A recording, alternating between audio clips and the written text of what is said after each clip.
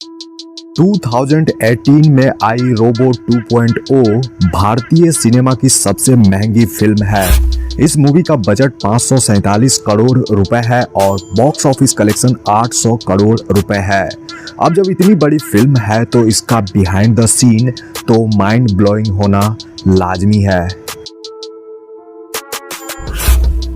Robo 2.0 का पहला scene है यह, जब लोगों के हाथ से मोबाइल फोन उड़ने लगते हैं तो उसमें कई सारे शहर और सड़कों को भी दिखाया जाता है। एक्चुअली यह जो लोकेशन है वह ईवीपी फिल्म सिटी का है। यह लोकेशन बेंगलुरु के नेशनल हाईवे के साइड में पड़ता है जो संतोषा नगर में है। इस फिल्म सिटी के अंदर मूवी का मैक्सिमम पार्ट शूट हुआ है। यही मोबाइल स्टोर दिखाए गए हैं और इसी जगह ट्रक वाला शूटिंग भी हुआ है और इस फिल्म सिटी में ही तोड़फोड़ और कई सारे एक्शन सीक्वेंस भी शूट हुए हैं। मोबाइल फोन से भरी ट्रक जब स्टोर में आने वाली होती है यह उसी वक्त का सीन है। देखिए इसे किस तरह से नाइट में शूट किया गया था, जो एक्चुअली चेन्नई के नेशनल हाईवे पर ही फिल्म आया गया है।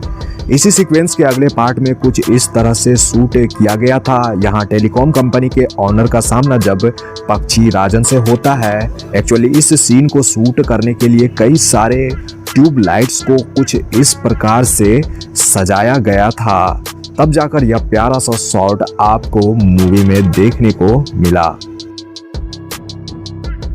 इस सीन में वसीकरण और एमी जैक्सन यानी नीला को फिल्म में इंट्रोड्यूस कराया जाता है। यहाँ उनसे मिलने एक्सेल यूनिवर्सिटी के स्टूडेंट आए हुए होते हैं। उनकी मीटिंग होती है जिसमें से एक स्टूडेंट एमी जैक्सन पर कायल हो जाता है। देखिए यहाँ किस तरह से रजनीकांत सर अपने शॉट को देख रहे हैं।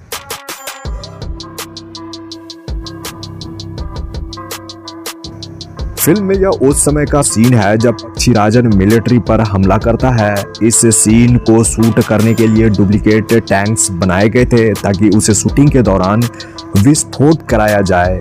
बिल्कुल ऐसा ही हुआ क्योंकि यहाँ इस शूटिंग के लिए 2 विस्फोट कराए गए थे, टैंकों की और एक कार की, जो बिल्कुल रियल थे।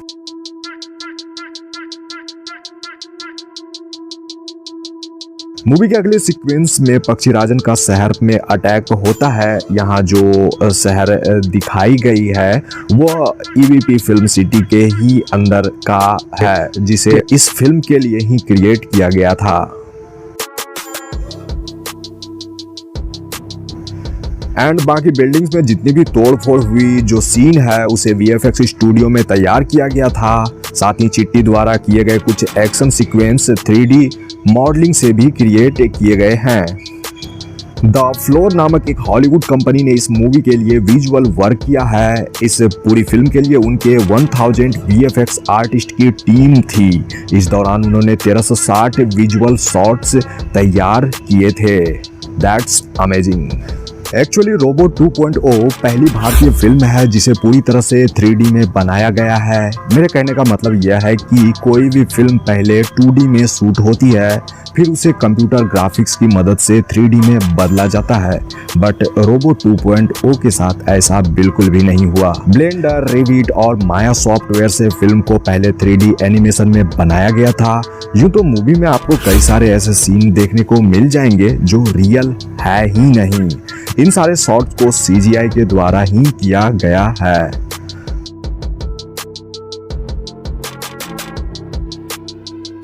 आप जो इस शख्स को यहाँ देख रहे हो वह नीरव शाह है। वह भारतीय फिल्म इंडस्ट्री के सबसे फेमस सिनेमेटोग्राफर हैं। उन्होंने धूम 2, वाली मैं और टाइगर सीरीज के लिए भी सिनेमेटोग्राफी करी है। उन्होंने क्रिस्टोफर नोलन की टेनेट की मुंबई वाली शूटिंग को भी सिनेमेटोग्राफी करी थी।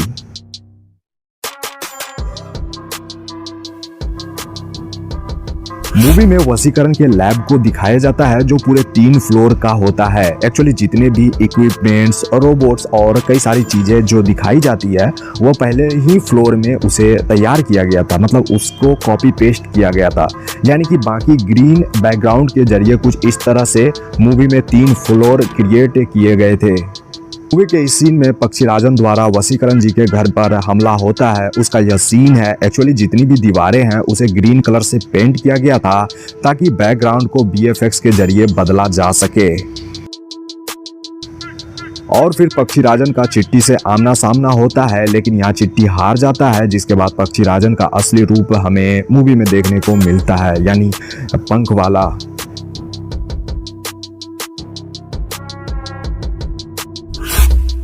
पक्षीराजन के बाद फिल्म में चिट्टी का नया अवतार होता है, यानी रोबोट 2.0। उसका चाल ढाल और रेड कलर के बाल, यानी सब कुछ ही नया। यहाँ रजनीकांत सर अपना शॉट देखकर हंस रहे हैं।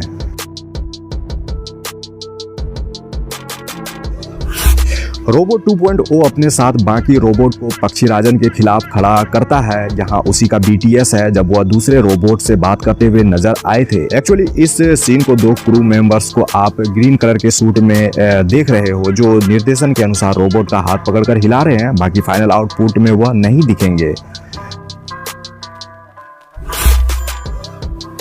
मूवी का क्लाइमेक्स एक स्टेडियम में फिल्माया गया है। मैं आपको बता दूं कि यह जो लोकेशन है वो एक्चुअली दिल्ली में स्थित जवाहरलाल नेहरू स्टेडियम का ही सीन है। इस लोकेशन पर 3 तरह से शूटिंग हुई थी। पहली शूटिंग में स्टेडियम भरी हुई थी, जिसे बाहरी लोगों से भरा गया था ताकि कुछ पार्ट की शूटिंग हो सके। उसके बाद जितने भी लोग स्टेडियम में थे वो सारे क्रू मेंबर्स और कलाकार ही थे। जब पक्षीराजन के पास रोबोट 2.0 आता है तभी का यह सीन है। एक्चुअली वह एक ऑक्टोपस कैमरे को पकड़कर बीच फील्ड तक पहुंचता है, वहीं उसके पीछे कैमरामैन भी इस तरह से आता दिखेगा। पक्षीराजन के पंख उगने और गायब होने की शूटिंग को एक स्टूडियो में ही शूट कर लिया गया था, जिसके बाद उसे जो ट्रांजिशन इफेक्ट के जरिए रिप्लेस और ऐड किया जाता है। वैसे तो मूवी का maximum scene Jawaharlal Nehru stadium Delhi में ही हो गया था। बाकी जितने भी तोड़फोड़ आपने देखा था उसके लिए एक अलग सा स्टेडियम जैसा सेट तैयार किया गया था। बाकी की शूटिंग वहीं पर हुई थी।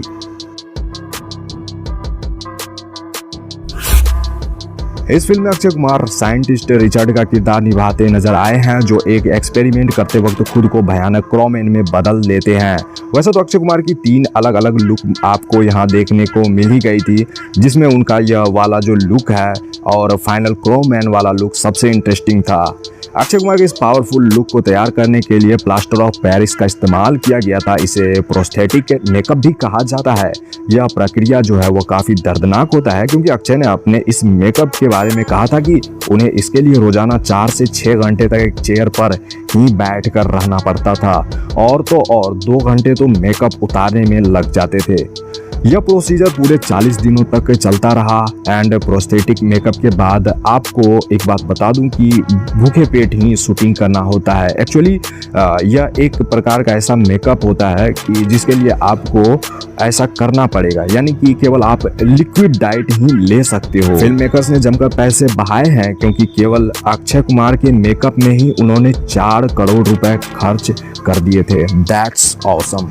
लाइका प्रोडक्शन हाउस ने पैसे खर्च करने में कमी नहीं छोड़ी है, क्योंकि एक तरफ सुपरस्टार रजनीकांत और अक्षय कुमार हैं, तो वहीं फिल्म के डायरेक्टर एस शंकर हैं, जिन्होंने इससे पहले आई जैसी ब्लॉकबस्टर मूवी दे चुके हैं। एमी जैक्सन ने मूवी में नीला का किरदार निभाया है, जो एक रोबोट रहती है। मैं आपको बता दूं कि उनका डायरेक्टर साहब के साथ दूसरी फिल्म है, जबकि पहली फिल्म विक्रम के साथ थी आई, यानी आई मूवी, जिसमें एमी जैक्सन और विक्रम थे, जो ब्लॉकबस्टर रही थी।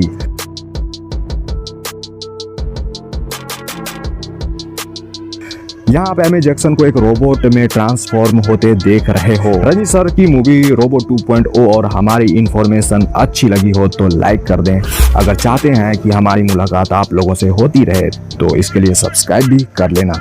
Thanks for watching.